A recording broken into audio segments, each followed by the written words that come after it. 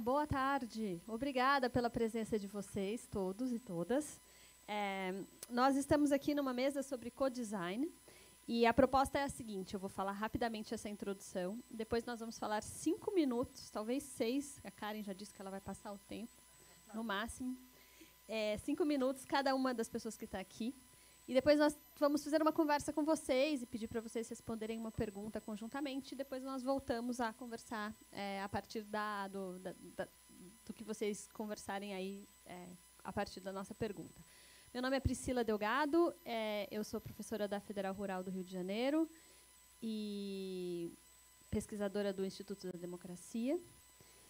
E a nossa mesa contará com a presença do professor Giovanni Alegretti, do CES Coimbra e coordenador do Fênix, Karen, da Câmara de Cascais, Marco Meloni, do Fênix, e Igor, do IPEA. Bom, a questão do co-design tem a ver com, na verdade, qualquer política participativa, porque, da forma como nós estamos entendendo, todo o processo participativo é um processo de desenvolvimento de políticas públicas a partir da presença da população. Mas, quando nós estamos falando especificamente de co-design, nós estamos falando de cidadãos e cidadãs sendo chamados, para além das propostas das políticas, para discutir as regras, a metodologia e a avaliação ou outras partes do processo que possam ser permeáveis ao debate público.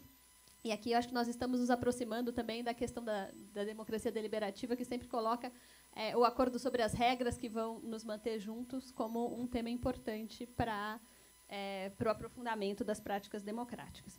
Então, sem demorar mais, vou passar a palavra à Karen e voltamos em seguida. Obrigada, Priscila. Eu vou-me levantar. Eu não sou política, como disseram hoje de manhã, que os políticos levantam sempre, mas eu preciso me levantar. Então, vamos a Cascais, vamos a Portugal. Cascais fica a 30 minutos ou 30 quilómetros de Lisboa, que é a capital. Tem 214 mil habitantes, 1/5 da população são estrangeiros, alguns deles também brasileiros, e temos 136 nacionalidades. Importante aqui referir que temos 4 freguesias, e já vamos ver isso mais à frente. Então, este esquema que está aqui é o nosso esquema do Sistema Municipal de Participação em Cascais, que nós temos, e, como diz o nosso slogan, tudo começa nas pessoas. Então, as pessoas estão no centro.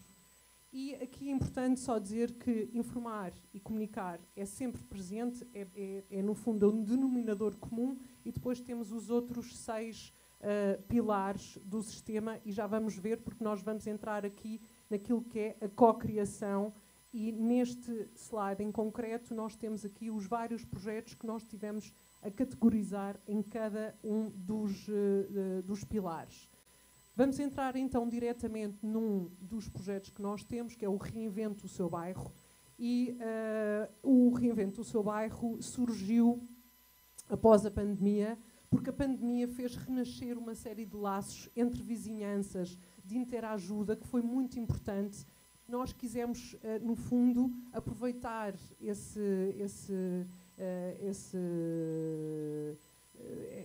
que surgiu e usar-o para exercícios de urbanismo tático e acupuntura urbana.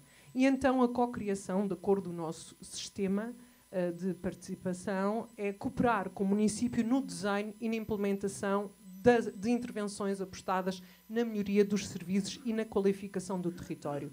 Aqui uma imagem que dá a cara ao projeto, que é Reinvente o Seu Bairro, e, portanto, aqui vamos entrar nos objetivos muito rapidamente, que é promover relações de proximidade entre vizinhos num determinado território, que são sempre muito pequeninos, podem ser ruas, pracetas ou bairro, e, portanto, previne o isolamento e a exclusão social, incentivam a cidadania ativa e a democracia colaborativa, que também já temos vindo a falar neste encontro, fomentam a cooperação, o espírito de comunidade e o sentido de pertença do território, e vão também responder a problemas identificados e soluções definidas pelas próprias comunidades, porque isso é muito importante naquilo que é o exercício da co-criação ou do co-design.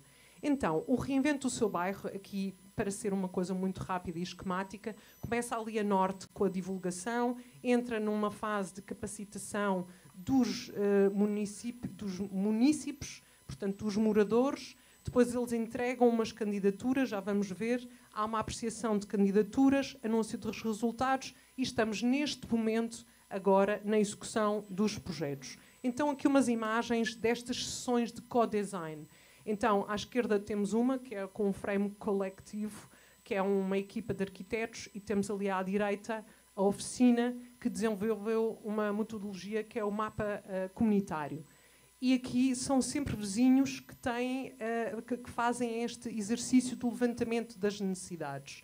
Aqui mais à frente vão para um território, já para aquele território que foi cedido para esta iniciativa, e aqui está então o projeto Reinvento o Seu Bairro, o Quintal da Esperança, com os vizinhos todos a co-criarem aquilo que querem ver que aconteça naquele espaço que o município cedeu. Aqui novamente, e ali à direita já uma imagem, um 3D, daquilo que pode vir a ser este espaço. Aqui, no fundo, a comunidade local é pequena, mas não interessa, é assim que se começa. E vou entrar aqui, este slide é para contactos, isto é depois para partilhas, não vou demorar aqui. Outro projeto que nós temos é também do orçamento participativo, e na sua fase de implementação do projeto tem esta componente também da co-criação. A área é este triângulo aqui de 1.200 metros quadrados, e a ideia é fazer um parque infantil e um jardim em Cabra Figa, que fica num extremo muito longe do mar, em Cascais. Então, aqui à esquerda e à direita são os pósteres que fizeram a divulgação das iniciativas. Vamos ver como é que isto aconteceu. Obrigado, vou acelerar super rápido. Então, aqui à esquerda, porque é sempre importante na co-criação ter comida, porque é sempre um bom método de juntar as pessoas à volta de uma mesa. Temos aqui à esquerda, e depois ali à direita, também com a placa vencedora do orçamento participativo, a comunidade e a proponente ali a falar sobre aquilo que ela queria para este local. Aqui outras imagens da cocriação, um desenho de uma criança, e aqui também mais links. E aqui vamos para um outro projeto, já de uma escala francamente maior, é o ProgiReg. Tem assim um nome estranho, porque são iniciais de uma coisa que é um projeto financiado pela Comissão Europeia, que é o Productive Green Infrastructure for Post-Industrial Urban Renovation or Regeneration, e, portanto, utiliza a natureza para a regeneração urbana com os cidadãos. Aqui, isto como é um projeto comunitário, já é muito grande. Este projeto tem 4 cidades pioneiras, e Cascais é uma das cidades seguidoras, e, portanto, há intercâmbios intermunicipais, internacionais. Aqui, só para nós termos uma noção do local, é esta mancha verde. Portanto, é uma mancha muito maior, tem uma ribeira, tem uma autoestrada, tem terrenos que são hortas clandestinas espontâneas, tem bairros sociais, tem mercado, tem um recinto. E o que vamos ver aqui agora neste projeto é que há uma participação técnica inicial que tem a ver com os técnicos avaliarem o que é importante aqui, quais são os compromissos existentes para aquele local, quais são os planeamentos estratégicos para aquele local, mas, numa segunda fase, há uma interligação com os municípios, com os residentes, para ver o que é que nós podemos fazer ali, o que é o olhar deles sobre aquele território, quais são os problemas que existem, quais são as soluções que eles também propõem. Então, este é o território, nós vemos ali a autoestrada, estou mesmo a terminar, Priscila, obrigada. Temos o território que é cortado pela autoestrada, temos ali uma ribeira, e, portanto, muito daquilo que é o antes e aquilo que é o plano a seguir tem como proposta, por exemplo, a requalificação da ribeira como um canal de passagem, e que no fundo a passagem que foi a autoestrada que cortou, e todos os grupos disseram que aquilo era importante ter esse espaço de passagem. Isto é uma das sessões de participação de co-design, ali novamente o mapa comunitário, onde as pessoas de uma forma muito espontânea fazem esse levantamento das necessidades. Vou entrar neste último slide. Assim, em jeito de síntese só para termos uma noção daquilo que é o co-design nestes 3 projetos. Então, temos a liderança. Num reinvento do seu bairro, temos um cidadão capacitado que teve, no fundo, essa formação através daqueles coletivos. No projeto do orçamento participativo em Cabra Figa, a liderança é dos técnicos aqui de uma entidade externa que também faz essa moderação com a Câmara Municipal de Cascais, com a Prefeitura de Cascais, e no PROGIREG a liderança é dos técnicos que estão à frente do projeto, porque é um projeto comunitário. O financiamento no primeiro é exclusivamente municipal, da Prefeitura, tem 50 mil por cada freguesia, que eram aquelas 4 que nós vimos, e tem um teto máximo de 10 mil por projeto. Na Cabra Figa é um projeto claramente só municipal, tem 200 mil euros para implementar aquela ideia, e o PROGIREG já tem um outro financiamento, que é um fundo comunitário para capacitar os técnicos municipais, mas depois a implementação é exclusivamente municipal. As entidades envolvidas num reinvento do seu bairro é a Câmara, são as juntas de freguesia, são os formadores e parceiros locais informais e formais. Na Cabra Figa é a Prefeitura de Cascais, mais uma entidade externa, mas no PROGIREG, tendo em conta que é uma escala maior, temos não só a Cascais Ambiente, que é a empresa municipal, as forças vivas locais, como escoteiros, etc., mas também os municípios estrangeiros, porque se trata de uma rede internacional.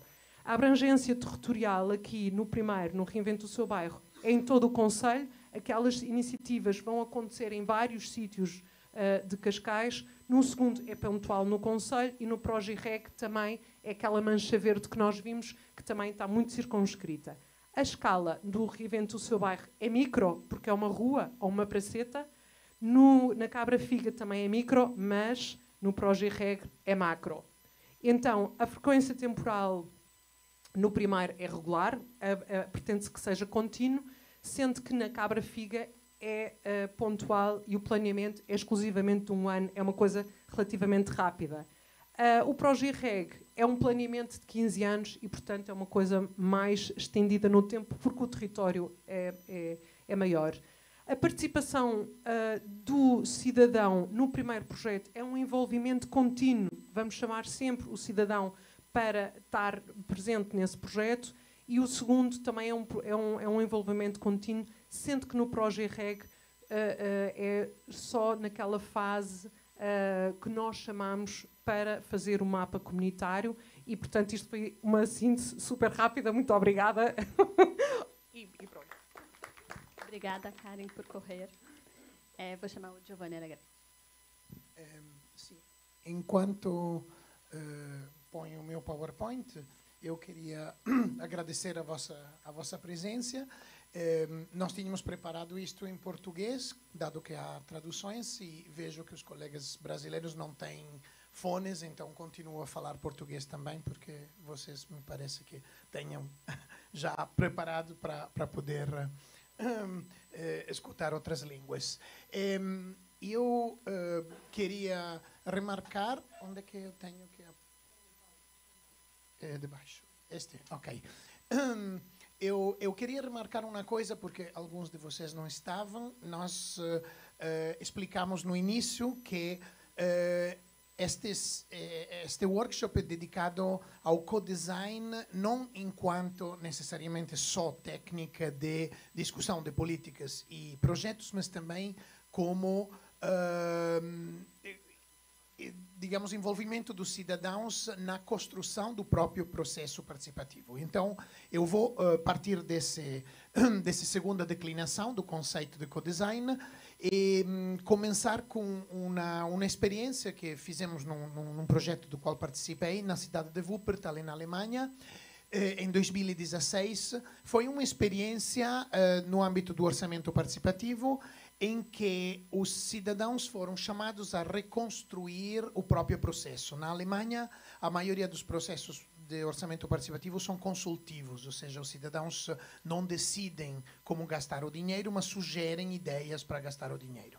O que fez Wuppertal é envolver os participantes do ano anterior para discutir as regras, e saiu com algumas coisas totalmente novas. A primeira foi um fundo específico para o cidadão poder decidir. Antes era o município que decidia cada ano o que acrescentar. E a segunda coisa foram discutidas as regras de organização do processo, inclusive o uso da tecnologia, até onde a tecnologia tinha que chegar, porque os cidadãos achavam que ainda não estavam prontos para usar demasiadamente a tecnologia, que a cidade não estava pronta, e então foi discutido esse aspecto. E a terceira coisa, os cidadãos pediram codecisão, ou seja, para estar mais à vontade com o processo, queriam poder, no final, votar prioridades, não apenas indicar ao município prioridades. Esta experiência de Wuppertal mudou quase toda a rede dos orçamentos participativos da Alemanha. E, a partir desse momento, a maioria dos processos alemães também tem mais ou menos as mesmas regras que foram discutidas com os participantes em Wuppertal. Um segundo caso é aquele da cidade de Arezzo, na Itália, onde os cidadãos foram envolvidos em discutir quais representações fazer dos valores do orçamento. O município tinha preparado essas imagens à esquerda e, quando lhe perguntou se essas imagens faziam sentido, os cidadãos disseram: sim, são bonitas, mas não são atrativas. E então o município perguntou o que vocês queriam ver. E eles disseram essa terceira imagem da direita: queremos saber quanto custam os serviços à base individual, como, por exemplo, não sei, a cultura, a refeição escolar, as estruturas desportivas, os kindergarten para a criança. E eles achavam de pagar demais para o desporto. E quando fizemos essas imagens, eles descobriram que estavam a pagar pouquíssimo, porque 86% do desporto era financiado pelo município, e eles só pagavam 14%. E nas mensas escolares, eles descobriram que pagavam praticamente 95%, e o município só cobria mais ou menos 5%. Eles pediram, a partir dessa representação, eles pediram que fosse mudado tudo e as políticas se modificaram bastante. Esse é o caso da cidade de Bolonha, onde o codesign tem vários elementos. O primeiro é a existência dos pactos de correalização das obras. São quase 500 pactos feitos com os cidadãos para realizar depois os serviços e manter as obras que o município tem feito através dos processos participativos. Chama-se o Pacto de Gestão Partilhada dos Bens Comuns. Hoje existem em 230 cidades da Itália este regramento para estes pactos. E também uma coisa importante dos sistemas participativos de que a Karin falou relativamente a Cascais é a possibilidade do co-design intervir em fases diferentes. Por exemplo, para uniformar a inscrição das pessoas, a avaliação e monitorização e a chamada cross-selling, que é uma maneira de apresentar um processo dentro de um outro. Nós descobrimos em Lisboa que 40% das pessoas que entraram no último processo participativo criado, que era Lisboa Ideia, tinha ido lá por erro, porque procuravam outro processo e entrou por erro nesse processo. Então, o co-design nos sistemas participativos é muito importante. Esse é o caso de Madrid. Como podem ver, a plataforma digital é o centro do debate e depois os processos são movidos para outros processos participativos. Algumas decisões discutidas na plataforma passam para o orçamento participativo, outras passam para uma assembleia cidadã por sorteio e alguns vão a referendo municipal. Isto é muito importante porque os cidadãos não se sentem totalmente à vontade com a plataforma e indicaram que queriam alguns processos feitos. Este é o próprio processo de Bolonha, que hoje no co-design decide também, por exemplo, a informação sobre os processos participativos é feita por algum dos participantes, que tem cursos feitos por esses são influencers da internet da cidade, que fazem cursos de formação para os cidadãos aprender a comunicar os próprios processos participativos. E na Assembleia por sorteio sobre o clima, os cidadãos participam também dos comitês organizadores, do comitê de informação, do comitê de monitorização. Isso porque, e essa é a pergunta final que queremos fazer, até que ponto as condições e as instituições aceitam de envolver os cidadãos também no desenho dos processos participativos. A ideia é que a satisfação desses processos é o igual ou maior aos resultados menos as expectativas. Então, gerir as expectativas é muito importante. Nós temos casos contraditórios, como na Islândia, no British Columbia, em que a democracia tem tido... a democracia representativa tem tido anticorpos para evitar que a democracia participativa obtivesse seus resultados. Por exemplo, o quórum de votação era muito alta e a ideia, ou a Constituição islandesa tinha que ser, depois descrita pelo cidadão, tinha que ser revista por 2 parlamentos e no final acabou não sendo implementada. Então, a nossa pergunta é também quanto o co-design consegue tornar os processos participativos mais eficazes e mais comunicativos e atrativos. Muito obrigado.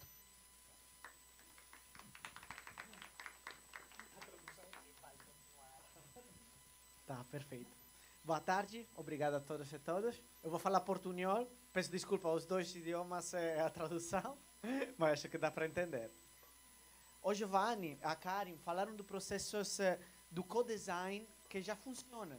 Acho que, calhar, ele não chamavam do co-design no primeiro momento. Isso aconteceu muito com o sistema de participação. Acho que as cidades que fizeram sistema de participação, no primeiro momento não falavam de sistema de participação. Mas, agora... Agora não. Tá, desculpa. Mas agora, não é muito importante. Ou seja, para o acadêmico é importante dar nome às coisas. Mas pode ser útil no momento da difusão, no momento de explicar o que é o co-design e como o co-design pode ser útil para outra municipalidade, para outro processo. No projeto Empatia, a gente tentou ver, se é possível, promover o co-design em processos que já acontecem, mas não tem o co-desenho dos processos. Através de uma ação interna e externa. Uma ação específica, externa para o externo do projeto, mas interna porque o projeto envolve parceiros que fazem parte da municipalidade, que são a municipalidade, ou só organização que trabalha com a municipalidade. Então, é possível disseminar o codesenho em processos que não utilizam eles. A gente tentou fazer com o mecanismo, um conselho, que o projeto chamou Comissão Territorial do Codesenho, Territorial Commission of Co-Design.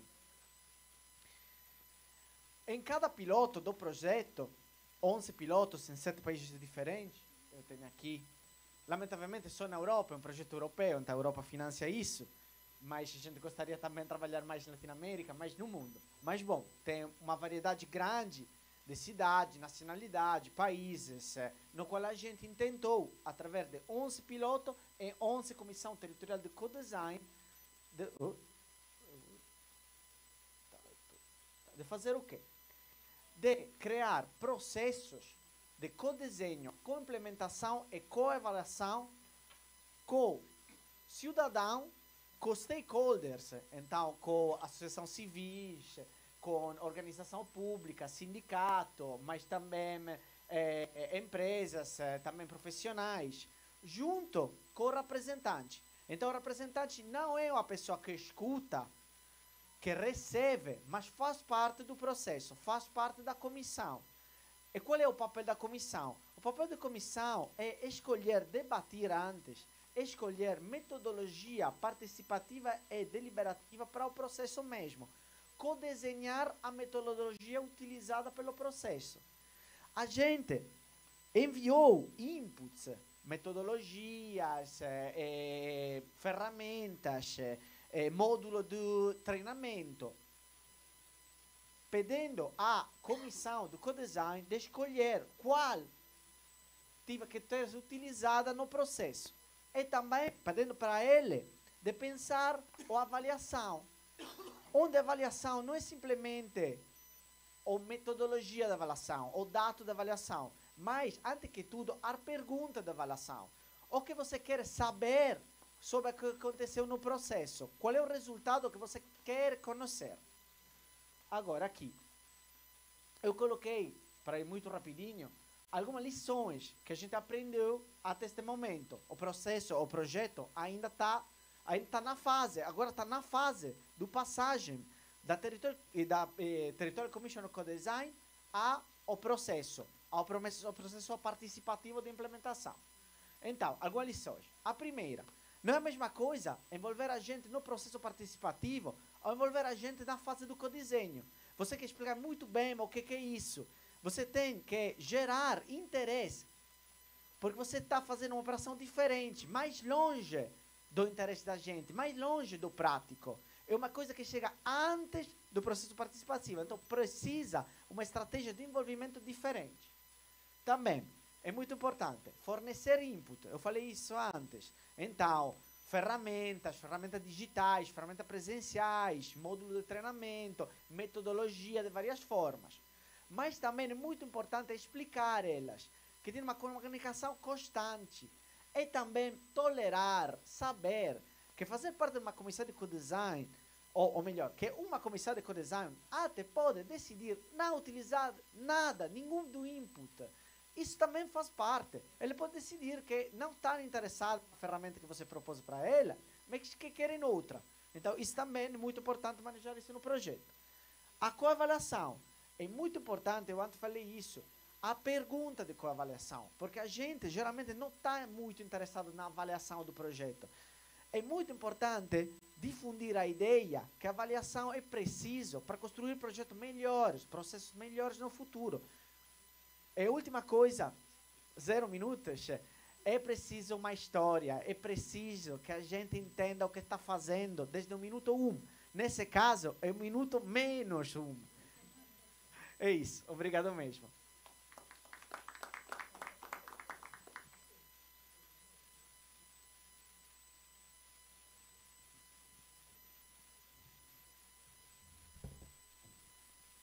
Olá, eu sou Priscila e para quem chegou depois, eu vou contar que daqui a pouco nós vamos parar as apresentações e fazer uma rápida conversa em grupo com quem está aqui. A gente vai pedir para os grupos se separarem por idiomas, para a gente facilitar as conversas.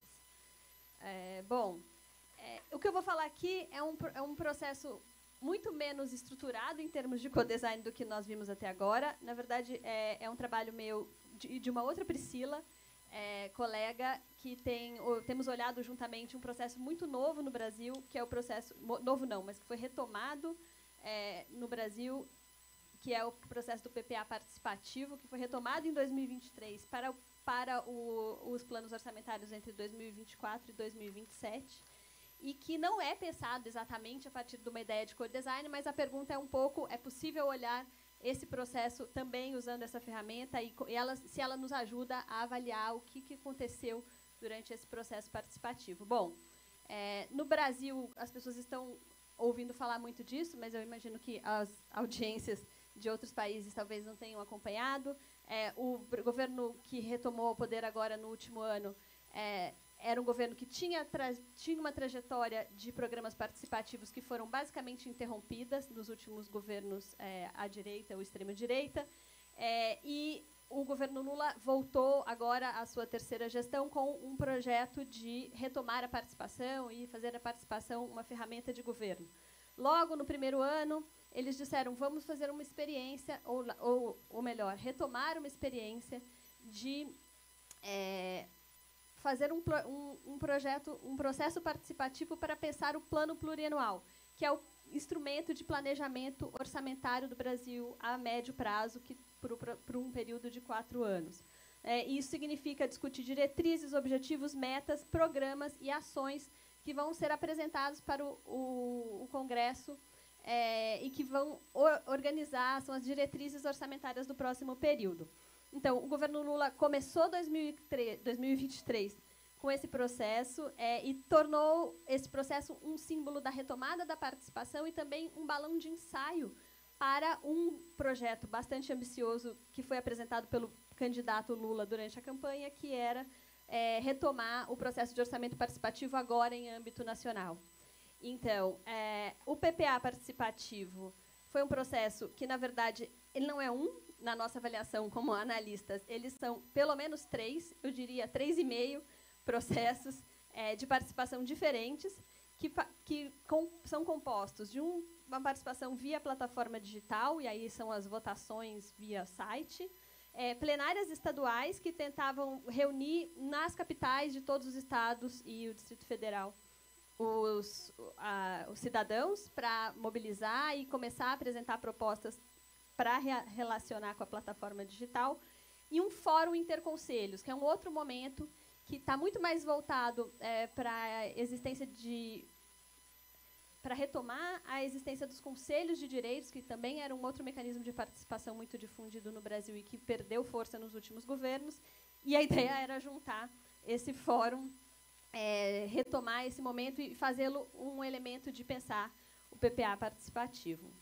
E, por fim, tem todo um processo de construção desse conjunto de momentos para dentro do governo, a partir dos ministérios, porque os ministérios foram convidados a apresentar suas propostas de programas para serem votadas também na plataforma digital, que a gente está entendendo que também é um processo de construção participativa por causa do governo.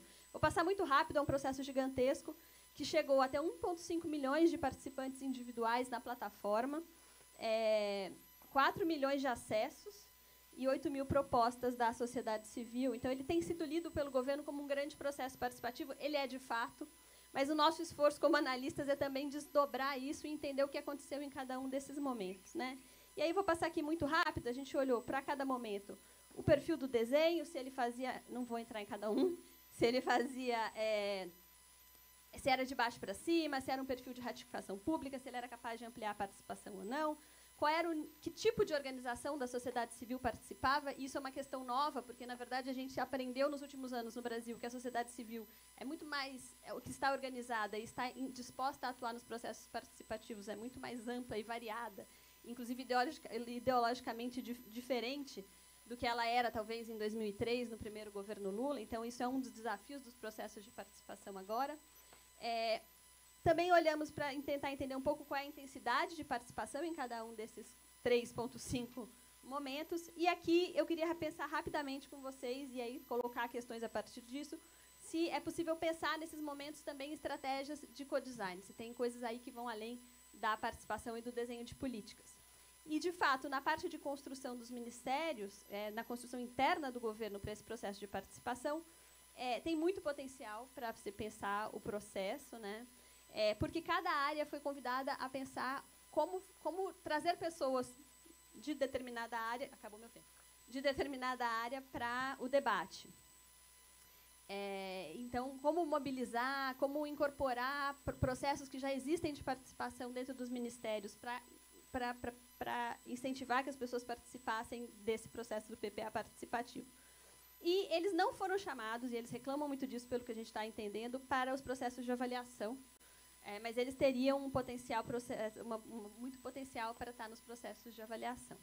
Nas plenárias estaduais e na plataforma foram basicamente momentos de apresentar propostas, então de discutir o conteúdo da política, então a gente não identificou nada relativo ao co-design, mas no Fórum Interconselhos ali tem um grande potencial, porque são atores que já têm prática participativa, são atores que já estão envolvidos em conselhos ou em movimentos, e que foram chamados, de certa maneira, para fazer um monitoramento do processo enquanto ele acontecia, e isso é bastante interessante, e contribuíram, por exemplo, com alguns temas que estavam fora do radar do governo. Acho que a questão do desenvolvimento sustentável, que não estava entre os eixos, entrou por sugestão da sociedade civil, mas também esse conjunto foi muito pouco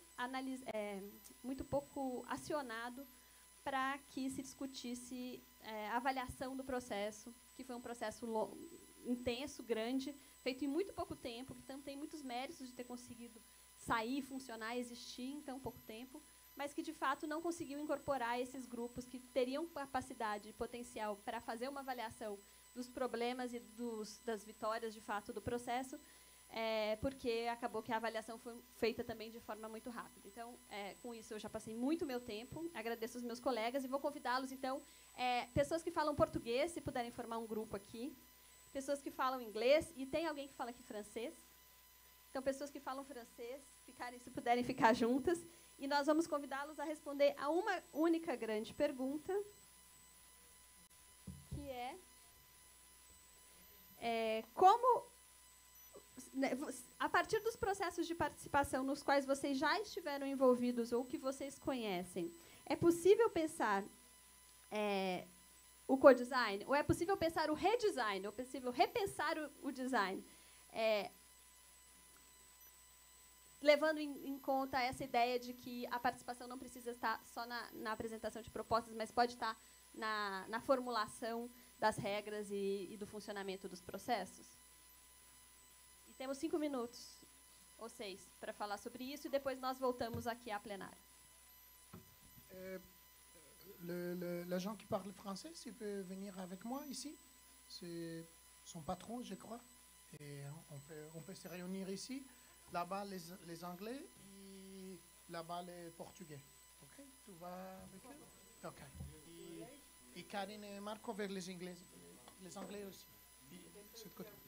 Français? OK.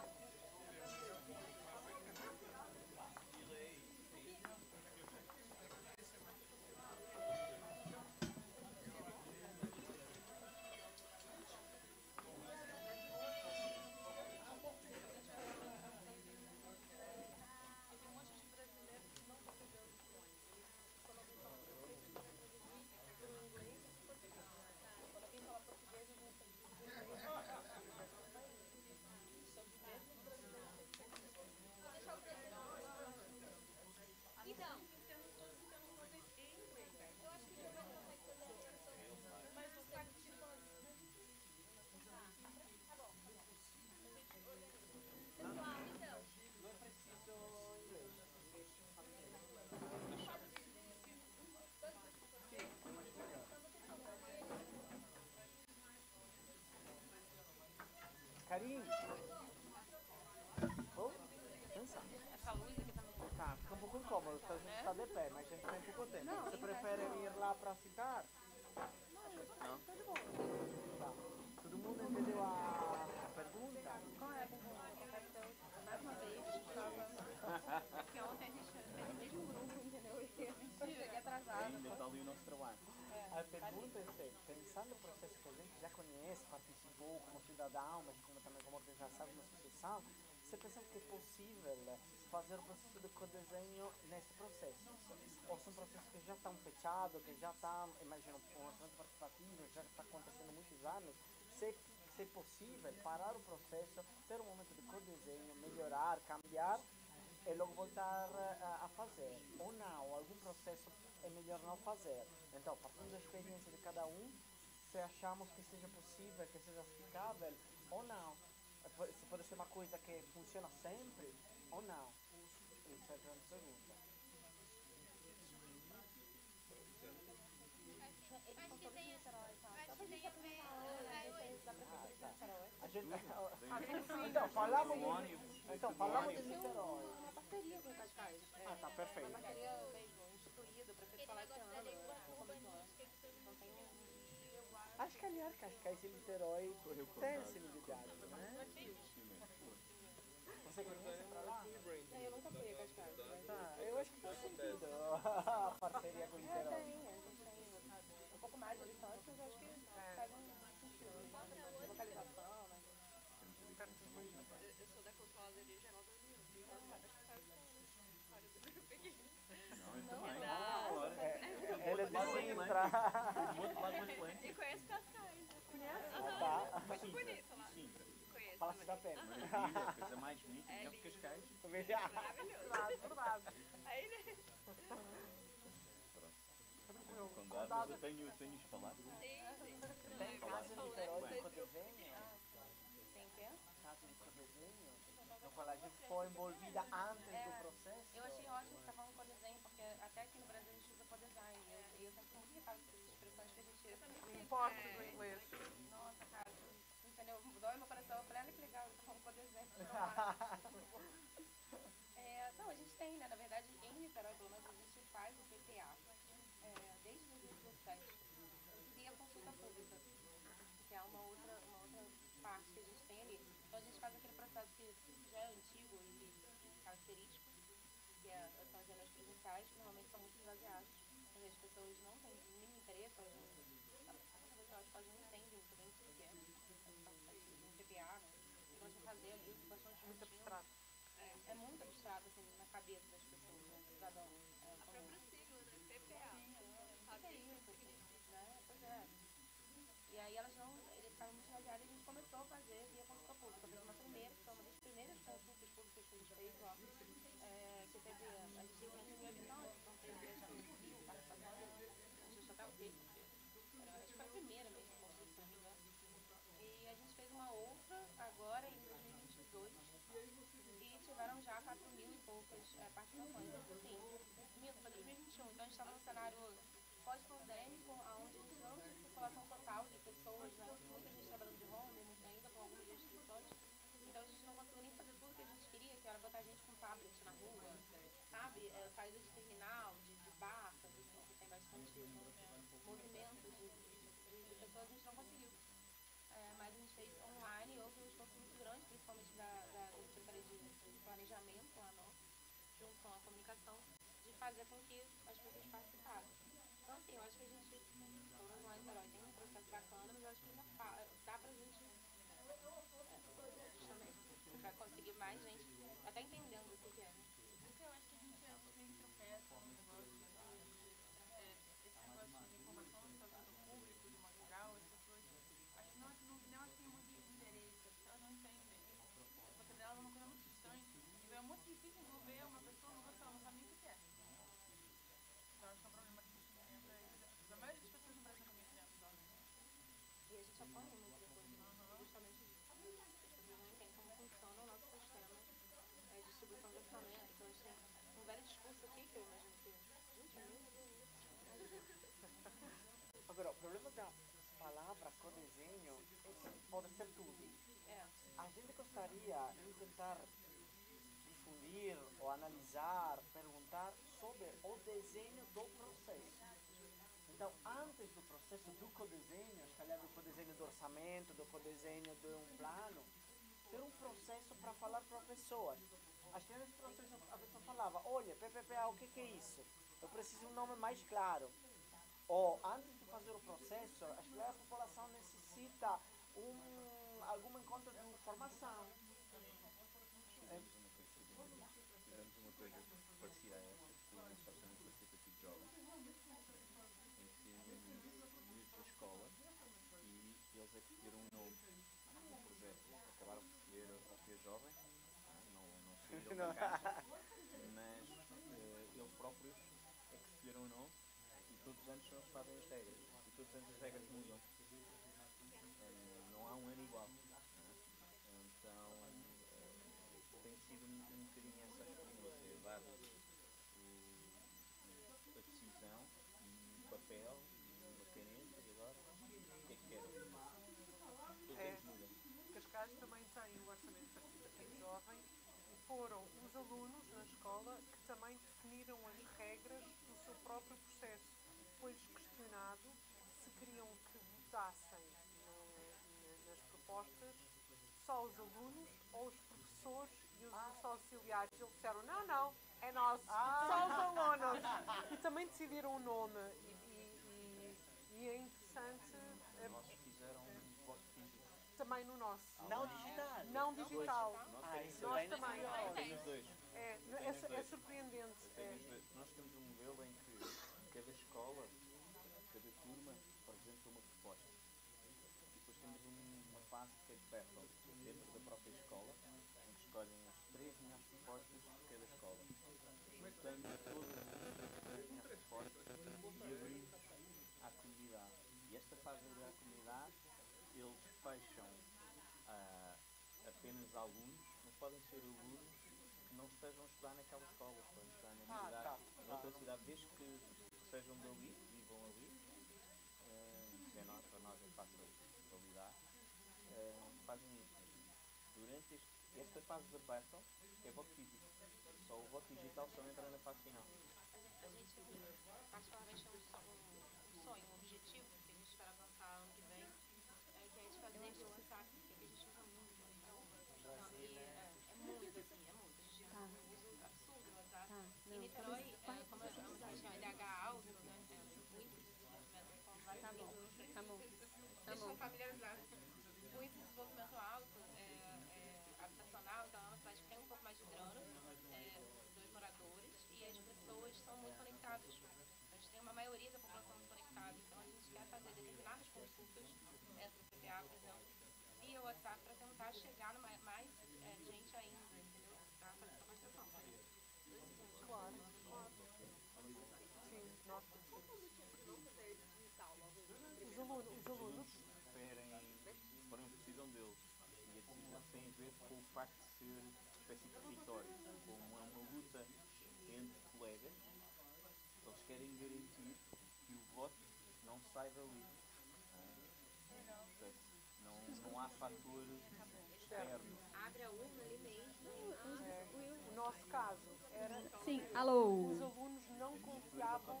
Que bom ver as pessoas conversando. Não sei, não tem gente fora. No nosso caso, os alunos não confiavam no digital. Achavam que o digital podia ser manipulado pelos adultos e nós achávamos... Isso é bem É interessante. super, porque... Pessoal, que bom. A nossa ideia agora é muito rapidamente, a gente pode ficar onde estamos. Vou falar devagar para salvar os tradutores. Podemos ficar onde estamos. Cada grupo vai apresentar muito rápido algumas coisas que falou. Nós não organizamos a apresentação. E, se tudo der certo, nosso colega Igor vai fazer uma amarração no final. Quem não entende português, eu vou pedir para o Giovanni apresentar o grupo dele. Desculpa, para quem não entende francês, eu vou pedir para o Giovanni apresentar o grupo dele em português. E aí vocês só têm que fazer a tradução do português para o francês, porque não vai dar tempo dos brasileiros irem pegar o seu fone de ouvido, tá? Agradeço aos tradutores que fizeram um esforço para todos nós nos entendermos. Então, o grupo de cá. É contar rápido, alguma síntese do que vocês conversaram.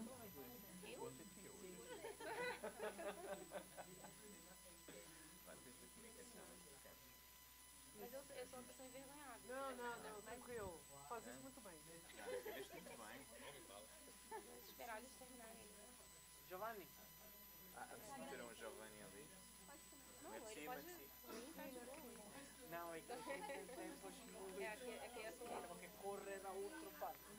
Vocês vão falar em outro lugar agora? Eles vão correr. Tem 2 minutos para levantar. Ainda está atrasada outra vez. Isso é muito bom. Muito boa Mas se notícia. quiseres, eu vou lá atrasar mais um bocadinho. O que é? Alô? Acho que a gente teve uma conversa rápida aqui sobre como a gente, tanto no Brasil quanto em Portugal, a gente tem feito os processos participativos, principalmente ligados ao orçamento, e trocando mesmo uma ideia de formas que a gente pode ajudar a melhorar isso. Eu estava contando que, particularmente da experiência de Niterói, onde eu trabalho na prefeitura, que a gente faz digital desde 2017, mas ainda assim... Mais baixo? Ainda assim não conseguimos... Desculpa. Ainda assim, a gente ainda não conseguiu atingir a grande maioria da população, que é o que a gente deseja, porque presencialmente a gente tem um esvaziamento muito grande, né, das audiências que são realizadas em torno do PPA. E o nosso principal diagnóstico é que muitas pessoas não têm ideia do que é um planejamento plurianual de orçamento, não têm nem noção de como funciona o orçamento municipal, estadual e muito menos o federal. E eles estavam contando aqui para a gente das experiências, porque lá eles, por exemplo, fizeram com crianças a participação nas escolas, então eles que decidiram todo o processo, e eles próprios votaram, as próprias crianças votaram, não só estudantes, mas também a comunidade, né, nos projetos que elas gostariam que fossem aplicados lá na sua própria área. Enfim, eu acho que foi mais ou menos essa troca, né? Maravilha. Muito obrigada. Então, me corrijam aqui se eu estiver errado, pessoal. Eu sou o Pedro. Primeiro, eu queria deixar avisado que a gente vai falar mais sobre isso amanhã. Eu vou fazer a atividade aqui falando sobre cocriação amanhã também. E a gente vai trazer caso. Pode fazer merchan assim, é feio? Já foi, né? Aí, bom, mais devagar, pensando nos tradutores. A gente discutiu uma questão que eu acho que surgiu em comum aqui, é como que muitas vezes os tomadores de decisão, né, o capítulo mais alto que trabalha com a política, encontra na fala que surge, nos diagnósticos que surgem em processos que são participativos ou co-criativos, entraves para o que eles desejam, qual seja a agenda deles. Então, quando tem esse conflito político entre o que o povo expressa e o que o tomador de decisão faz, a gente encontra a maior barreira na hora de trabalhar a cocriação. E, nesse ponto, do jeito que as coisas estão, pelo menos lá em São Paulo, o papel de garantir a integridade do processo cocriativo cai na mão de quem? Do intermediário. O técnico que está lá fazendo a atividade, que está propondo a metodologia, que entra em contato direto com a riqueza do que é descoberto e construído junto, vai passar isso para frente e encontra essas barreiras ideológicas, políticas, interesses econômicos, e aí só tem ele para negociar com o patrão, e é muito difícil. Então, muitas vezes é nesse ponto que a gente perde a efetividade da cocriação e trabalhar em formas de dar força para esses técnicos, para esses burocratas, para conseguirem trazer de uma forma mais integral o que é coletado, talvez seja o caminho para fortalecer essas práticas. Desculpa. Imagina, muito obrigada. Eles também falaram muito de ferramentas de né, design thinking, dragon dreaming. Existem elementos, existem formas de fazer isso que eles já estão tentando usar e já têm usado em outros momentos. Bom, no grupo francófono, vamos deixar a um dos membros a responsabilidade de falar. Nós tivemos experiências da França, do Quebec, do Benin, me parece, e eu citei uma experiência francesa também, de Rouen, que está dentro do nosso projeto Fênix.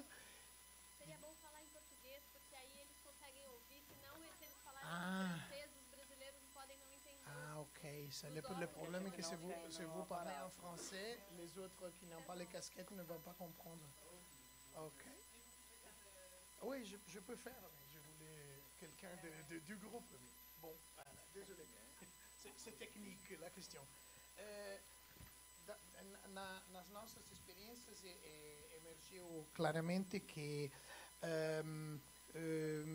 por exemplo, as assembleias... Ah, ok.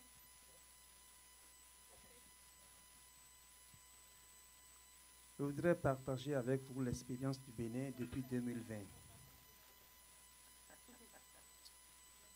Au Bénin, depuis 2020, la population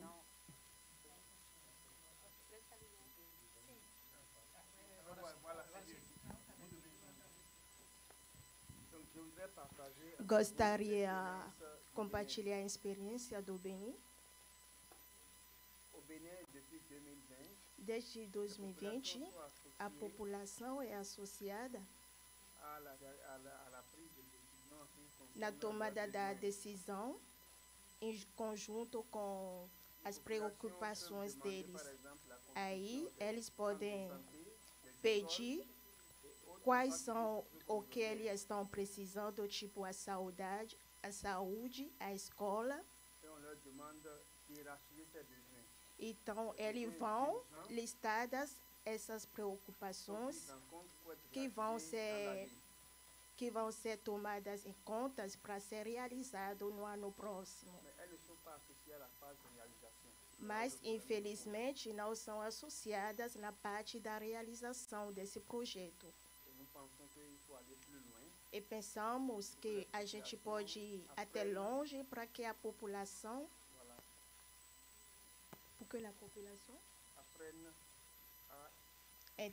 para que a população possa aprender a fazer parte desse projeto em todas as fases.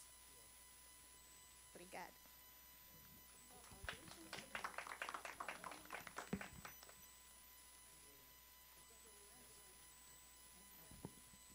Muito obrigado. E também as outras experiências que temos tido lá têm mostrado que há uma certa dificuldade por parte dos cidadãos de reunir-se a discutir questões metodológicas, que é muito mais fácil discutir de políticas do que discutir de metodologia, e que às vezes eles mesmos querem que essas coisas sejam deixadas um pouco aos especialistas. Então, embora seja possível, por exemplo, trabalhar sobre a comunicação, a plataforma que aumenta a centralidade de um processo pequenino para um público maior e tal.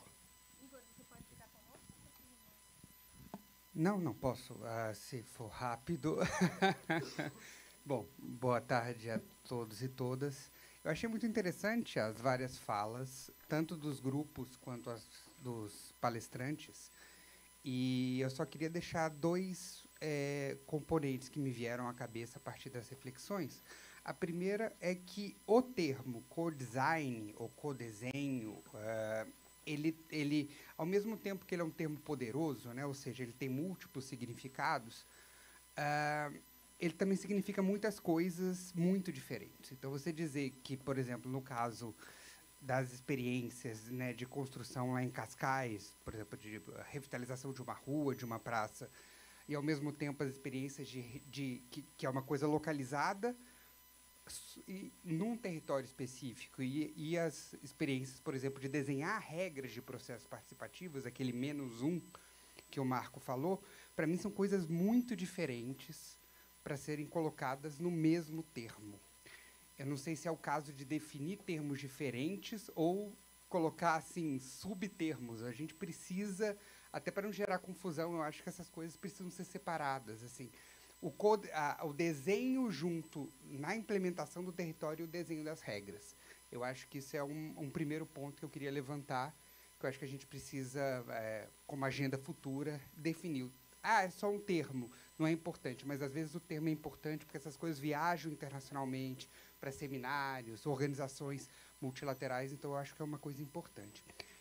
E uma segunda coisa é que, tomando que existam codesenhos, né, tanto na implementação no território quanto nas regras do processo, o desafio que eu acho que torna é o seguinte: às vezes é desafiador você chamar as pessoas e fazer com que elas participem naquele processo participativo tradicional, de decisão e tudo mais. Agora, fazer com que elas doem o seu tempo, porque é um tempo a mais, né, para pensar as regras ou para se debruçar especificamente numa rua, numa praça, ou seja, ela já tem dificuldade de tempo mesmo, de interesse, de participar naqueles momentos mais tradicionais. Agora, quando você tem isso você, além de participar no processo participativo, você ainda vai ter que participar para definir as regras. Aí, o desafio maior é como manter essas pessoas mobilizadas.